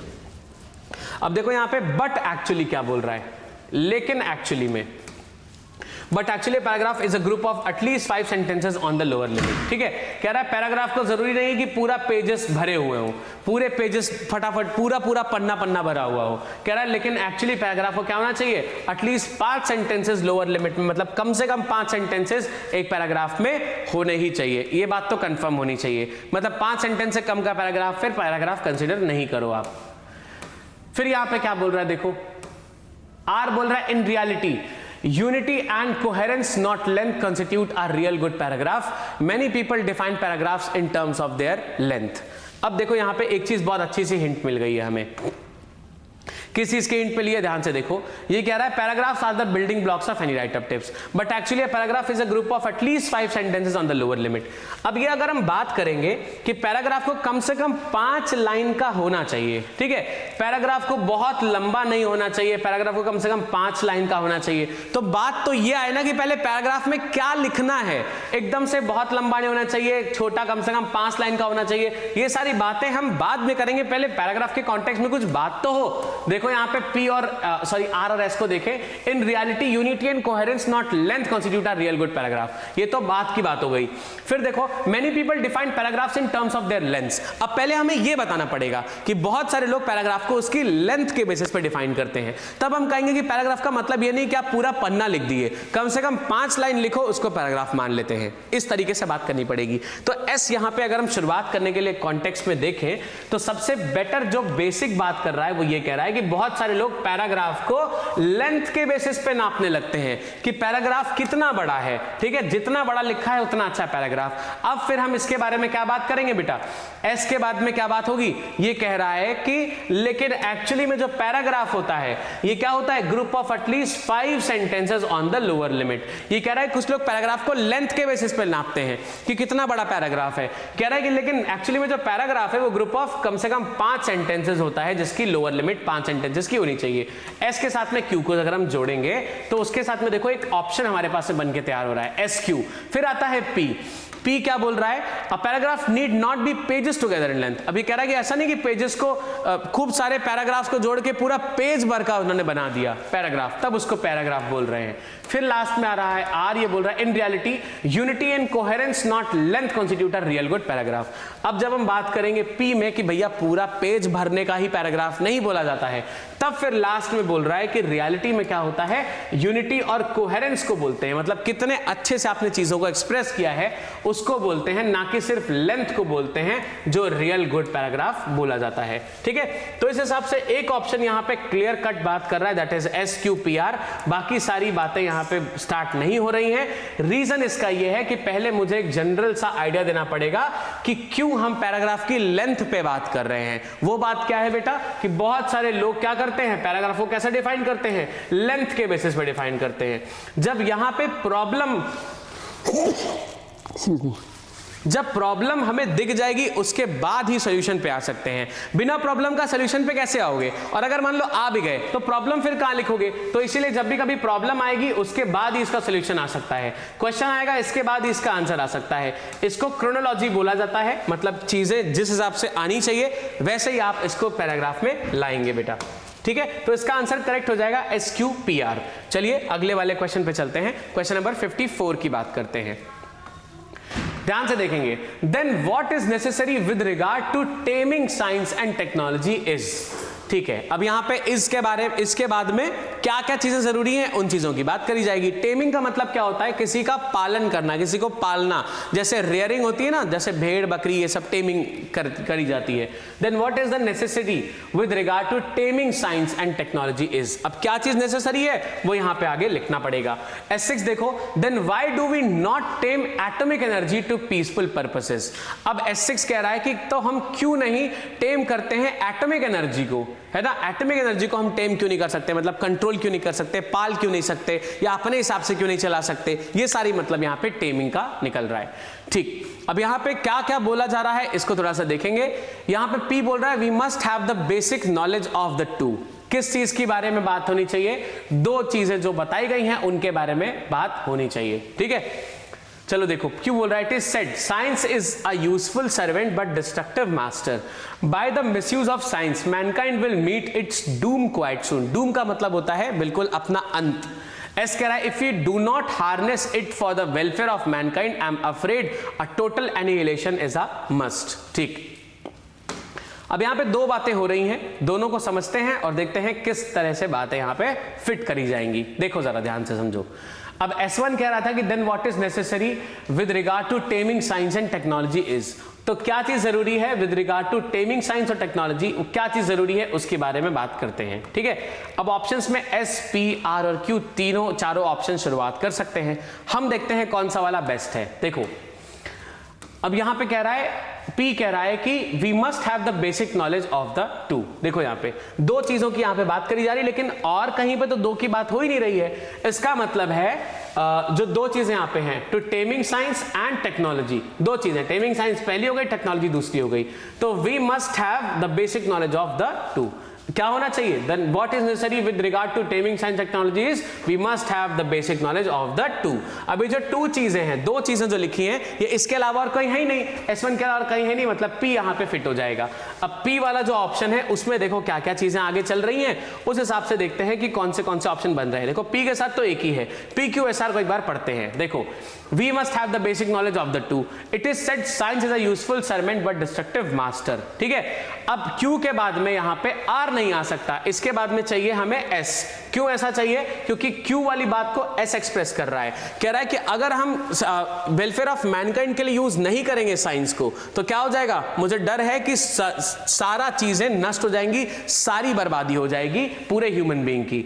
इसीलिए जो Q में कोटेशन कही जा रही है, science is a useful servant but a destructive master, तो यहां पे ये चीज एक्सप्रेस कर रहा है S में कि भैया अगर आपने सही से यूज नहीं किया इसको for the welfare of Mankind तो मुझे डर है कि पूरा बर्बादी तय हो जाएगी, मतलब कंफर्म पूरी तरह से बर्बाद चीजें हो जाएंगी। सो Q के साथ में S और लास्ट में फिर लिख लेगा by the misuse of science mankind will meet its doom quite soon. और अगर हमने साइंस को बुरी तरीके से यूज किया, बेकार तरीके से यूज किया, तो जल्दी हम अपने अंत की तरफ पहुंच चुके होंगे। फिर सेंटेंस नंबर 6 कह रहा है then why do we not tame atomic energy to peaceful purposes. कह रहा है कि तो फिर हम ऐसा क्यों नहीं कर सकते कि हम एटॉमिक एनर्जी को पूरा अपनी तरह से टेम कर लें और फिर हम उसको अपनी तरफ से यूज करें। अरे ये इतना आसान थोड़ी है। तो ये वाली बातें यहां पे प्रॉपर्ली निकल के आ रही हैं। अब एक हिंट यहां पे, इकलौता हिंट जो था बेटा वो ये था कि जैसे ही यहां पे हमने लिखा we must have the basic knowledge of the two, यहां पे जो ये टू लिखा है द टू, मतलब इस पॉइंट से पहले मुझे दो चीजों की बात करनी पड़ेगी, जो दो चीजें यहां पे लिखी गई हो, और ये दो चीजें ना Q में लिखी है, ना R में लिखी, ना S में लिखी है, तो ये P जो है वो S1 के बाद ही आएगा। तो S1 के साथ में P है, इससे हमारे पास में सिर्फ एक ही ऑप्शन बच रहा है लकीली, तो हम क्या कर देंगे, P वाले ऑप्शन को पढ़ के देख लेंगे। तो PQSR जब हमने पढ़ा तो एक एक करके सारी बातों को इनलाइन करता जा रहा था, इसलिए PQSR बन जा रहा है हमारा correct answer choice. So A बाहर, C बाहर और D बाहर, क्या बच रहा है, ऑप्शन नंबर B, यही बन जाएगा हमारा correct answer choice for this question. ठीक है, चलो आगे बढ़ते हैं, नेक्स्ट क्वेश्चन पे बात करते हैं। क्वेश्चन नंबर 55 की बात करते हैं।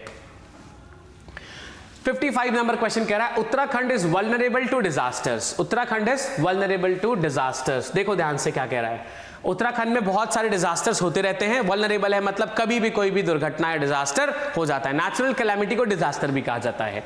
सेंटेंस नंबर 6 कह रहा है the lack of ability to learn lessons from disasters and the lack of any accountability ensure the perpetuation of the situation। ये कह रहा है कि एबिलिटी नहीं है कि हम इससे सीख ले लें, या फिर कोई करना ही नहीं चाह रहा है कि यार जितनी चीजें हो गई, जितनी विपदाएं, जितनी आपदाएं आ गई हैं, उससे हम कुछ सीखें और आगे कुछ अच्छा करें। लोग सीख ही नहीं रहे हैं इसको, या एबिलिटी नहीं है इतनी, इस वजह से ये सारी चीजें और आगे आगे कंटिन्यू होती जाती हैं, कभी भी इस चीज का कोई सोल्यूशन की तरह नहीं निकल पाता। ठीक है, अब यहां पे बात हो रही है कि आगे PQRS क्या बोल रहे हैं, तो सेंटेंस नंबर 1 फिक्स हो जा रहा था कि Uttarakhand is vulnerable to disasters, मतलब उत्तराखंड में डिजास्टर्स बहुत तरह से आते हैं या बहुत आसानी से देखने को मिलते हैं।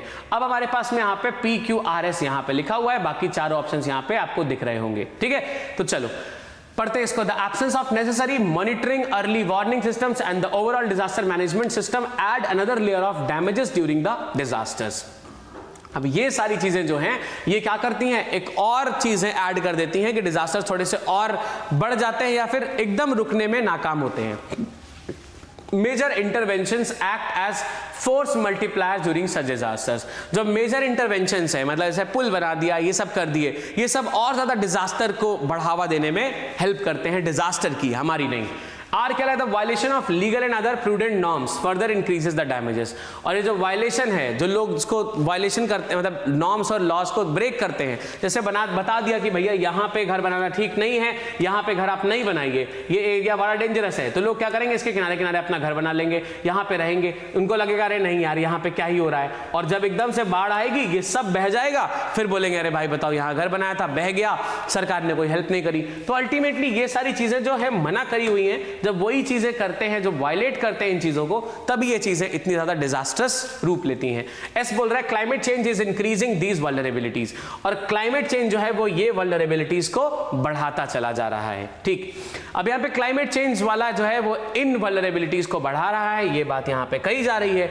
अब शुरू करने के लिए हमारे पास में एस, पी, क्यू और आर सारी चीजें हैं, लेकिन हमें एक चीज का हिंट यहां से बेटा मिल चुका है, वो क्या है, दीज वल्नरेबिलिटीज की बात जो हो रही है, ये कौन से रेफरेंस से लेंगे हम, जहां पे भी वल्नरेबिलिटीज की बात की गई होगी। दीज कह रहा है, इसका मतलब है इस सेंटेंस के जस्ट पहले वही वाला पॉइंट लिखना पड़ेगा जिसमें ऐसी वल्नरेबिलिटीज की बात करी गई होगी। अब अगर हम देखें तो पी, क्यू, आर, एस यहां पे कई सारे पॉइंट्स लिखे गए हैं, लेकिन इसमें से किस में वल्नरेबिलिटीज की बात की गई है, अगर आप ध्यान से देखो, Uttarakhand is vulnerable to disasters. ठीक है, उत्तराखंड वल्नरेबल है डिजास्टर्स से, और बाकी वल्नरेबिलिटी की बात और कहीं की नहीं गई, तो यहां पे हमें एस से शुरुआत करनी पड़ेगी, यानी climate change is increasing these vulnerabilities. अब यहां पे शुरुआत अगर हम देखें तो कह रहा था कि उत्तराखंड जो है उसमें डिजास्टर्स की वल्नरेबिलिटी या फिर जो रिस्क है वो बहुत ज्यादा है, मतलब डिजास्टर्स यहां पे अक्सर हुआ करते हैं। फिर यहां पे कह रहा था कि जो क्लाइमेट चेंज है वो इन डिजास्टर्स को या इनका रिस्क जो है उसको बढ़ाने में और ज्यादा हेल्प कर रहा है। जो क्लाइमेट चेंज है उसकी वजह से ये जो रिस्क है डिजास्टर्स का ये और ज्यादा बढ़ रहा है। तो एस से अच्छा S1 का कोई और पेयर नहीं हो सकता, तो यहां पे S1 के साथ में S पॉइंट को ही हमें रखना पड़ेगा। ऐसा फिर से क्यों कर रहे हैं देख लो, क्योंकि S1 में कह रहा था कि जो भी चीजें जो भी रिस्क हैं, देखो यहाँ पे वल्नरेबल का मतलब रिस्क मान लो आप, तो उत्तराखंड सबसे ज्यादा रिस्की है डिजास्टर्स के लिए। ठीक है, वल्नरेबल है, रिस्की है डिजास्टर्स के लिए। फिर कह रहा है क्लाइमेट चेंज जो है वही इनके रिस्क को बढ़ा रहा है। किसके रिस्क को, डिजास्टर्स ज्यादा रिस्की हैं, इस चीज को बढ़ा रहा है। तो S चला जाएगा S1 के साथ में। हमारे पास इकलौता पॉइंट जो है जो S से शुरू हो रहा है वो A पॉइंट है, इस वजह से B, C और D को फिलहाल हम यहां से हटा रहे हैं, A वाले पॉइंट के साथ में चल रहे हैं। अब देखा जाए यहां पे कि कौन सा वाला अरेंजमेंट S बना रहा है। देखो S के साथ में जोड़ना पड़ेगा Q, climate change is increasing these vulnerabilities, major interventions act as force multipliers during such disasters. अब ये कह रहा है कि जो मेजर इंटरवेंशंस हैं वो क्या करते हैं, मल्टीप्लायर का काम करते हैं। एक तो क्लाइमेट चेंज बढ़ा रहा है, देखो जैसे मान लो कहीं पे आपदा आ रही है, कोई भी प्रॉब्लम कहीं पे आ रही है, ठीक है बेटा, अब कहीं पे कोई भी प्रॉब्लम आई, देखो ध्यान से समझो, ये एक एरिया है, एक एरिया ये है, यहां पे प्रॉब्लम आई तो ये क्लाइमेट चेंज की वजह से प्रॉब्लम आ गई। अब लोगों ने यहां पे घर बनाया हुआ था, ठीक है, अब यहां पे नहीं मान रहे हैं तो घर बना लिया। अब ये घर बनाना और ज्यादा लोगों का नुकसान पहुंचाएगा ना। अगर मान लो यहां पे सिर्फ आते जाते रहते लोग तो शायद कम लोग आते, घर बना लिया, फैमिलीज भी हैं, और ज्यादा मल्टीप्लाई हो गया जो डिजास्टर है या जो इसका जो फोर्स है वो और ज्यादा मल्टीप्लाई हो गया, और ज्यादा नुकसान जो है वो और ज्यादा मल्टीप्लाई हो गया। ठीक है, इसके साथ में क्यू आ गया। फिर देखो आर क्या बोल रहा है, the violation of legal and other prudent norms further increase the damages. और यहां पे मान लो यहां पे वो बना दिया गया, पुल बना दिया गया, इस पे खूब सारी वो चल रही हैं, यहां पे ट्रेन जा रही है, तो ट्रेन का मतलब सोचो एक पूरी ट्रेन पलट जाए, कितने हजार लोग खराब हो गए, हजार लोग चले गए। तो इतनी सारी चीजें जो नॉर्म्स को वायलेट करने की वजह से हो रही हैं, वो सारी चीजें भी यहां पे इसमें एड ऑन कर रही हैं। फिर लास्ट में आएगा P, the absence of necessary monitoring, early warning systems and the overall disaster management system add another layer of damage during disasters. और यहां पे ऐसा कोई वार्निंग सिस्टम भी नहीं बना है कि भैया पहले से ही मालूम चल जाए कि चलो अब ये चीज आने वाला है ना। ये मॉनिटरिंग सिस्टम नहीं है, ये वार्निंग सिस्टम नहीं है, इस चीज से थोड़ा सा और ये चीज क्या हो जा रही है, ब्रूटल हो जा रही है। तो सबसे पहले शुरुआत हम कर रहे हैं क्लाइमेट चेंज से, जो पहला चीज है एड ऑन कर रहा है। सबसे पहली बात क्लाइमेट चेंज ने एड ऑन करी है। उसके बाद में फिर हम आ रहे हैं कि जो मेजर इंटरवेंशन है वो और ज्यादा इसको बढ़ाते हैं। फिर यहां पे तीसरा ये बोल रहा है कि जो हमने वायलेट किया है चीजों को, जो लीगल नॉर्म्स है इसको वायलेट करने की वजह से और ज्यादा मल्टीप्लाई हो रही है। चौथा बोल रहा है कि भैया जो इन्होंने सिस्टम्स ही नहीं लगा रखे हैं जिससे ये पता चले कि कौन सा वाला चीज कब आ सकता है, या वार्निंग सिस्टम्स नहीं लगा रखे हैं, इसके हिसाब से और ज्यादा चीजें ज्यादा मतलब और ज्यादा वायलेंट हो रही हैं। ठीक है, तो ये चीजें यहाँ पे SQRP के हिसाब से अरेंज हो जाएंगी और लास्ट में आ जाएगा the lack of ability to learn lessons from disasters and the lack of any accountability ensure the perpetuation of the situation. और ये सिचुएशन हो रही है ये सारी, इसमें बहुत ज्यादा ढिलाई बरतने के कारण ये चीजें आगे आगे भी कंटिन्यू हो रही हैं, इसमें कोई इंप्रूवमेंट देखने को नहीं मिल रहा है। सो इस तरीके से क्वेश्चन नंबर 55 सम अप हो जाएगा ऑप्शन नंबर ए के साथ में, दैट इज SQRP। चलते हैं क्वेश्चन नंबर 56 की तरफ। देखो 56 क्या बोल रहा है, now only 15 minutes were left. अब सिर्फ 15 मिनट बचे थे, चलो किसी चीज के 15 मिनट बचे होंगे। Our performance was excellent. अब हमारी परफॉर्मेंस हो चुकी है। देखो यहां पे बात दो तरह से हो रही है, यहां पे बात हो रही है कि 15 मिनट बचे थे और S6 बोल रहा है कंक्लूडिंग कि हमारी परफॉर्मेंस एक्सीलेंट थी, यानी कि हमारे जो परफॉर्मेंस होनी थी उसमें सिर्फ 15 मिनट बचे थे। अब देखो PQRS क्या बोल रहा है, thank God we rub the word defeat writ large on our forehead. ठीक है, ये कह रहा है थैंक गॉड हमने जो हमारे जो उस पे फोरहेड पे एक वो जो डिफीट वाला वर्ड हमें दिख रहा था उसको हमने मिटा दिया। It was a game of life and death, each one had concluded that we were going to lose, it was a matter of minutes. ठीक है, अब यहां पे कह रहा है कि हर आदमी ने, हम सब में क्या कर लिया था कि हम लूज कर जाएंगे या हम हार जाएंगे, इस चीज को हम सब ने मान लिया था कि भैया हम हार जाएंगे। और फिर ये कह रहा है कि thank God we rub the word defeat with large in our forehead, है ना। तो कह रही है कि थैंक गॉड हमने अपने दिमाग में उस चीज को मिटा लिया था, तभी हम जीत पाए, हमारी जो परफॉर्मेंस थी वो एक्सीलेंट थी। क्लियर। चलो अब देखते हैं ऑप्शंस में क्या क्या बोला जा रहा है। It was a matter of minutes. यहां पे स्टार्टिंग करने के लिए हमारे पास में है P R, सिर्फ P और R है, तो चलो PSQR PQRS sorry PQSR RPSQ या RSQP। देखते हैं P शुरुआत कर सकता है सही से या R शुरुआत कर सकता है, तो इसके लिए हमें एक पॉइंट को फिक्स करना पड़ेगा, उसी के बेसिस पे हम देखेंगे कि कौन सा वाला है। पहले PS वाले देख लेते हैं, फिर R वाले पे आएंगे। देखो P से अगर हम शुरुआत करें तो क्या पॉसिबल है, now only 15 minutes were left, thank God we rub the word. अब देखो यार यहां पे ये बात हो रही है कि पहले यहां पे क्या होगा कि हम लोग हार जाएंगे, ये बात मालूम चल गई। उसके बाद में ही तो ये होगा कि भैया हमने फिर उसके बाद में बहुत मेहनत करी, बहुत ज्यादा अपने अंदर कॉन्फिडेंस बढ़ा, तब हम अपने वो जो दिमाग में एक लूजर वाला या डिफीट वाला कॉन्टेक्स्ट था उसको मिटा पाए थे। ये बात समझ आ रही है। तो R के बाद ही P आ सकता है, मतलब S1 के साथ में P तो नहीं आएगा, यानी कि P वाले दोनों ऑप्शंस को हम यहां से हटा देते हैं। तो बेटा A और B ऑप्शन में P वाला था, इसलिए ये A और B ऑप्शंस यहां से हट जा रहे हैं। ठीक है, A और B ऑप्शन यहां से हटा देते हैं। देखो A और B ऑप्शन P से शुरू हो रहा है, ये दोनों यहां से भाग जाएंगे। अब हमारे पास बच रहा है बेटा C और D, जिसमें RP है और RS है। चलो देखते हैं RP सही हो रहा है कि RS सही हो रहा है, उसी बेसिस पे हम पता लगा लेंगे कि हमारा आंसर कौन सा होगा। RP and RS, let's look. RP या RS, देखो RP पढ़ते हैं, each one had concluded that we were going to lose. अब R बिल्कुल सही है शुरुआत करने के लिए, R के साथ में P देखते हैं, thank God we drop the word defeat. ठीक है, RP हो गया। फिर यहां पे है S, it was a matter of minutes. देखो बेटा यहां पे अगर हम R के जस्ट बाद में P लेते हैं तो पहले डरे हुए हैं, एकदम से हमने ये मिटा दिया, ऐसा हम नहीं कह सकते। फिर यहां पे थोड़ा सा सस्पेंस बनेगा, है ना। Each one had concluded that we were going to lose, it was a matter of minutes, it was game of life and death, thank God we rub the word defeat with large in our forehead, our performance was excellent. ठीक है, इस तरीके से arrange हो पाएगा। तो R के just साथ में मैं P को नहीं रख सकता, मतलब एक वर्ड यहां पे, एक चीज यहां पे फिर से डिस्कनेक्ट हो गई है जो है RP। तो RP यहां से जाएगा, मतलब C वाला भी बाहर हो गया। अब अरेंजमेंट क्या क्या बच रहा है बेटा, अरेंजमेंट में बच रहा है हमारे पास में RSQP। लेट्स रीड RSQP और फिर देखते हैं ये सही आंसर दे रहा है कि नहीं। RSQP को देखते हैं। RSQP, हाँ देखिए R बोल रहा है each one had concluded that we were going to lose, फिर it was a matter of minutes, फिर आएगा it was game of life and death, Q आ गया। फिर P आएगा, thank God we rub the word defeat with large in our forehead.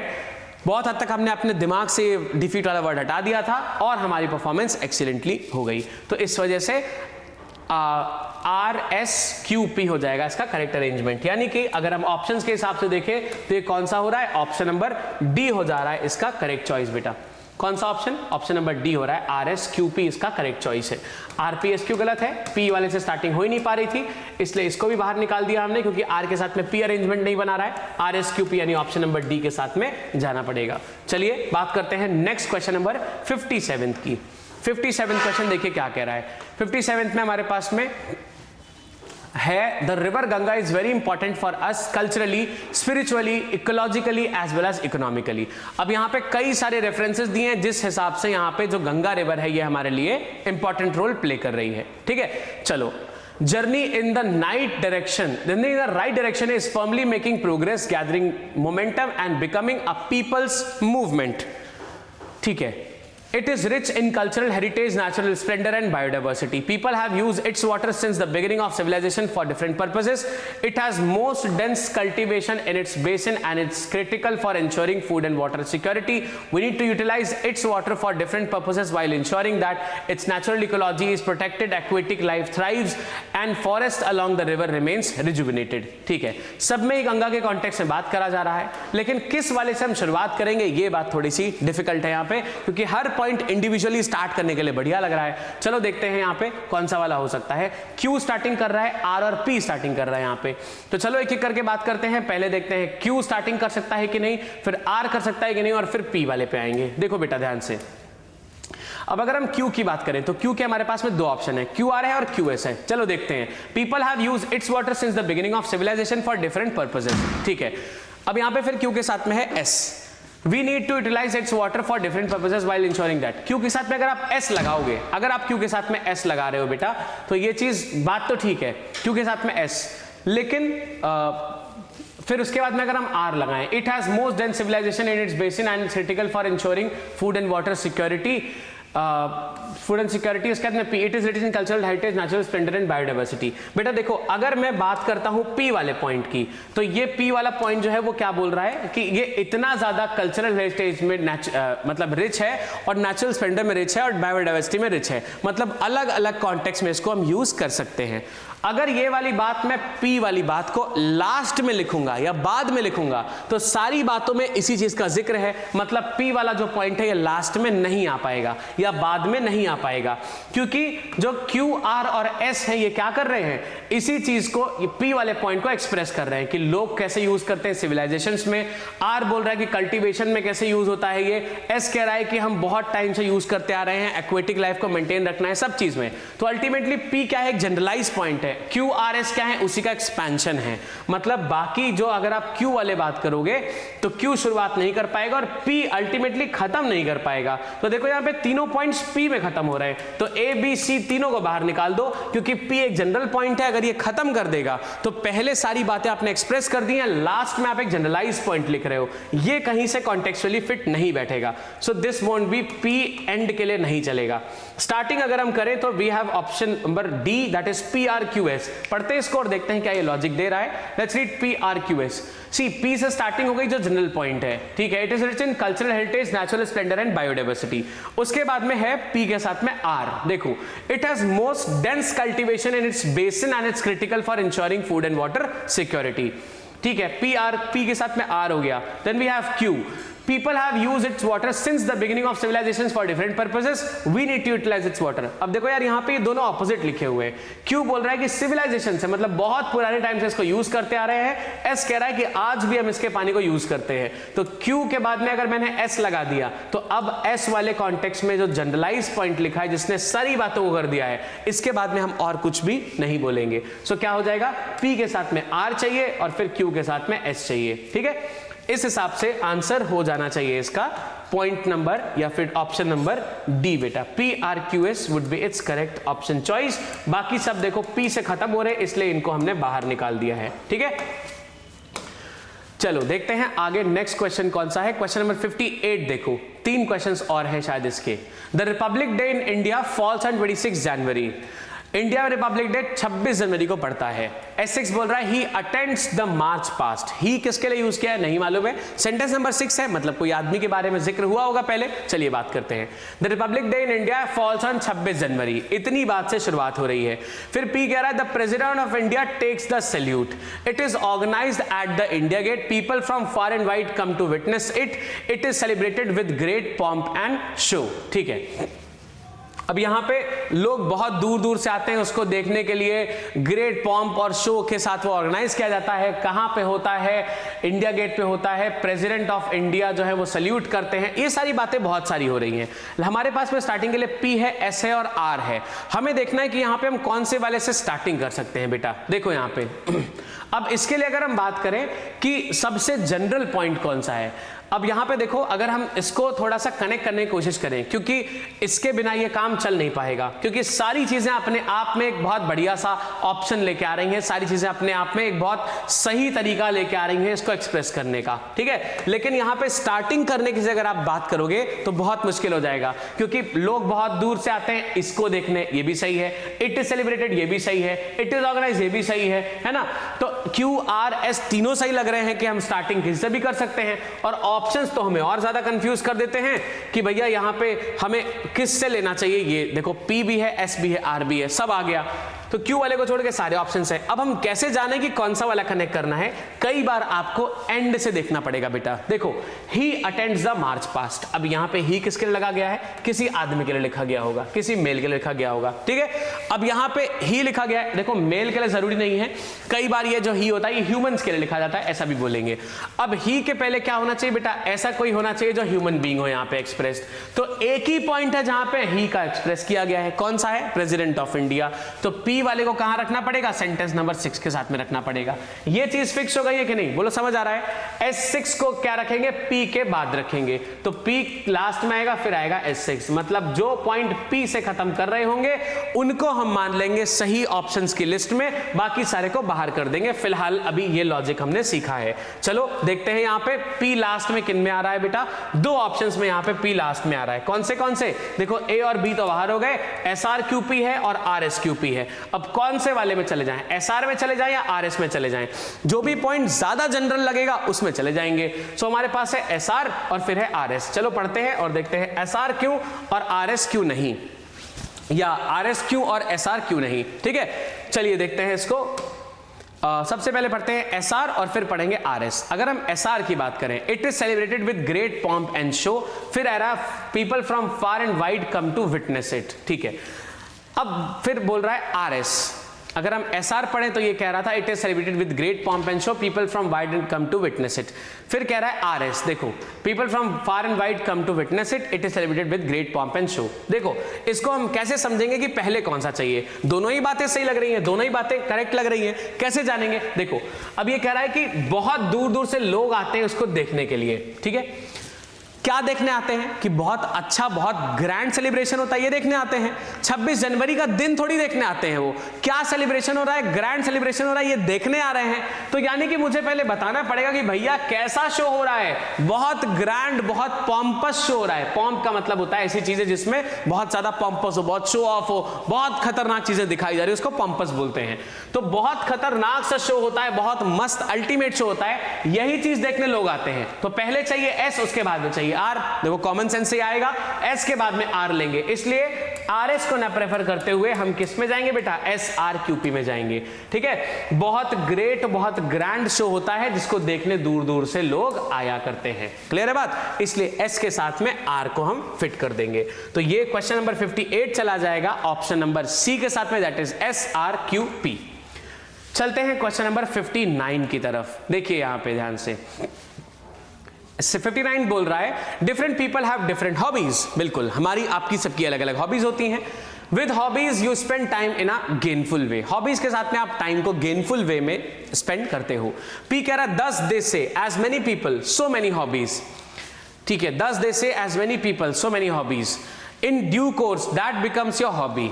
अच्छा okay, फिर यहां पे R और S क्या बोल रहे हैं? Whatever leisure time you get, you use that in creative activity. Hobby is a leisure time activity. अच्छा, अब यहाँ पे देखो एक बहुत सिंपल सी चीज आपको समझ में आ गई होगी शायद। एक बहुत सिंपल सी चीज ये समझ में आ गई होगी कि यहाँ पे R बोल रहा है कि जो भी फ्री टाइम मिलेगा आप उसको क्रिएटिव एक्टिविटी में एक्सप्रेस करते हो। फिर यहाँ पे P बोल रहा था 10 they say as many people so many hobbies, in due course that becomes your hobby. अब ये वाला कुछ रिलेट ही नहीं कर पा रहा है S1 से। अब ये S1 कह रहा है डिफरेंट पीपल की डिफरेंट हॉबीज होती हैं, ये बात बिल्कुल ठीक है। फिर यहाँ पे अगर हम बोले hobby is a leisure time activity, hobby क्या होती है? लेजर टाइम में जो खाली टाइम होता है उसकी एक्टिविटी होती है। तो S को अगर हम शुरुआत करने के लिए लेंगे तभी बाकी P, Q और R को कहीं आप फिट कर पाओगे, वरना लेजर टाइम के कॉन्टेक्स्ट में जो P, Q और R लिखा है वो कहीं भी फिट नहीं हो पाएगा। तो S वाला पॉइंट हमारी शुरुआत कर लेगा अगर, तो ये बढ़िया लगेगा। तो SRQP यहां पे लिखा हुआ है, चलिए इसको पढ़ के देखते हैं। बाकी देखो P बेटा और R को हमने शुरुआत में क्यों नहीं लिखा है? क्योंकि यहां पे पहले मुझे हॉबी के कॉन्टेक्स्ट में बात शुरू करी गई थी, मतलब S1 में हॉबी के कॉन्टेक्स्ट में बात शुरू करी गई। अब हॉबी क्या है इसके बारे में बताने के बाद ही फिर मैं आगे जा सकता हूं, ठीक है?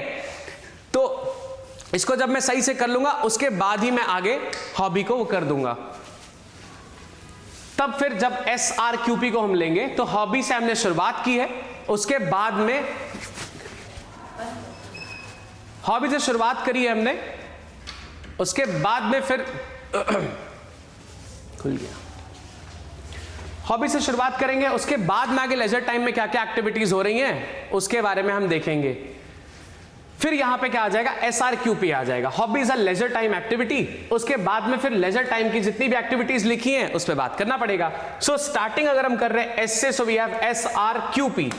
अब SRQP को आगे देखेंगे तो हमारे पास में है S के साथ में R अगर हम लगाएंगे, what ever leisure time you get you use that in creative activity. अब यहां पे देखो लेजर टाइम की एक्टिविटी है, जो भी लेजर टाइम होगा उसको आप क्रिएटिविटी में, क्रिएटिंग एक्टिविटी में यूज करोगे। तो SR हो गया।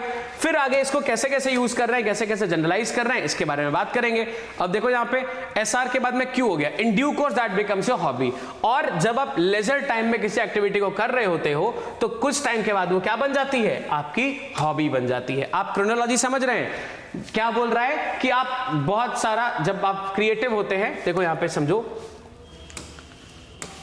क्या बोल रहा है यहां पे, एस क्या बोल रहा है? हॉबी एक लेजर टाइम की एक्टिविटी है, जब भी आपको लेजर टाइम मिलता है आप उसको क्रिएटिव एक्टिविटी में यूज करते हो, और समय के साथ साथ वो क्या हो जाता है बेटा? समय के साथ साथ में वो आपकी हॉबी बन जाती है।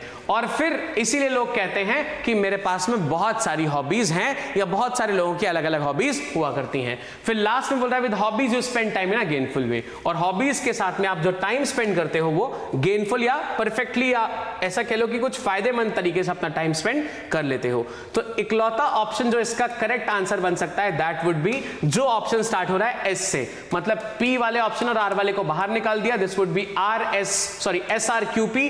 That's how C option would get as the correct choice. चलिए नेक्स्ट बढ़ते हैं क्वेश्चन नंबर 60 की तरफ। 60 बोल रहा है life in a village is ideal. Ideal का मतलब होता है बिल्कुल परफेक्ट, या जो चीज आप देख रहे होते हैं कि भाई ऐसी लाइफ जीनी चाहिए, विलेज में या गांव में लाइफ एकदम वैसी होती है। They can no longer be considered backward. Life जो है गांव में एकदम आइडियल होती है, इनको हम बैकवर्ड नहीं कह सकते, अब इनको बैकवर्ड नहीं कह सकते, ये बोला जा रहा है। ठीक है, चलो our villages are no longer dirty. अब हमारे विलेजेस और गंदे नहीं हैं, moreover they are disease free. Moreover का मतलब है एडिशनली, है ना? तो यानी कि क्यू से शुरुआत नहीं हो पाएगी, क्यू के पहले आपको क्या चाहिए होगा? कोई पॉइंट चाहिए होगा। तो क्या कोई पॉइंट क्यू से शुरू कर रहा है? नहीं कर रहा है।